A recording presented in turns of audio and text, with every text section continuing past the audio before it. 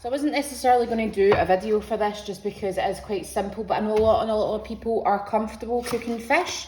So quite a healthy recipe, nice and fresh, nice and light, and good produce shines through. So get your baking tray. I've went for a slightly deep one just so it holds all the juices. Greaseproof paper. I prefer this to tin foil because the fish doesn't stick to it as much. Wee trick. Rumple up your greaseproof paper and open it up again, and it will fit in easier to your pan, like so. Now we're going to start really easy, and we're going to work with the fishes in here. So it's all going into this dish. So just place your fish in the dish. Put your fishy in the dishy. Next we're going to prep all the things that we use in the dish. Now this can be interchangeable. I've obviously put a selection of things up, but you can use all of them, some of them, swap them out, use some rubs, herbs, spices, whatever. One thing I do like that goes really well with fish is citrus fruit though. So I'm going to slice up the 2 lemons, and I know I've put the fish in the dish already, but I'm going to place some of these under the fish and then also some of them inside the fish.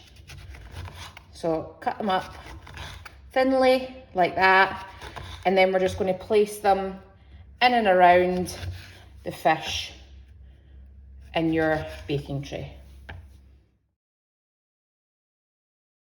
Next I'm going to get 3 garlic cloves. Now I'm just going to peel the outsides off them, and then I'm going to grate the cloves onto the sea bass and into the sea bass using a fine grater. So peel and then grate.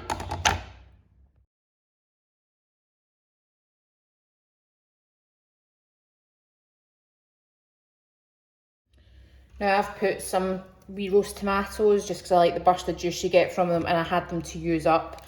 You don't need them for this combination, but nice for a wee pop of colour, don't you think? I've measured out my 120 grams of butter into a small pot. You can do it in the microwave as well if you want.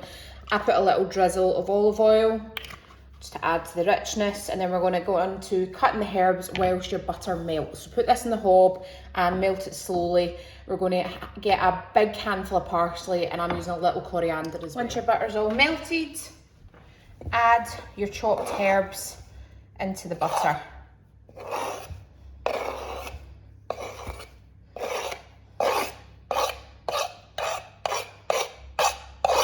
The green screams health, and it's masking a not so healthy undercurrent. Then want you to take your butter mixture and pour it over the fish. And then last but not least, I want you to get some salt and sprinkle it over the fish. I'm using Malden, obviously. There we go. And we're going to put this in a preheated oven at 200, and I'm probably going to cook these fillets for about 18 to 20 minutes. Once your butter's all melted, add your chopped herbs into the butter.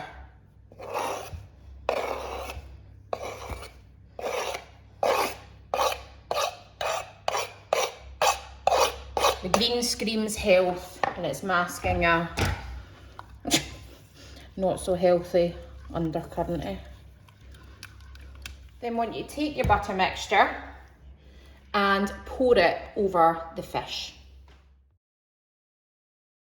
And then last but not least, I want you to get some salt and sprinkle it over the fish. I'm using Malden, obviously. There we go. And we're going to put this in a preheated oven at 200. After 18 to 20 minutes, I want you to get the sea bass out of the oven and baste it in the butter mixture.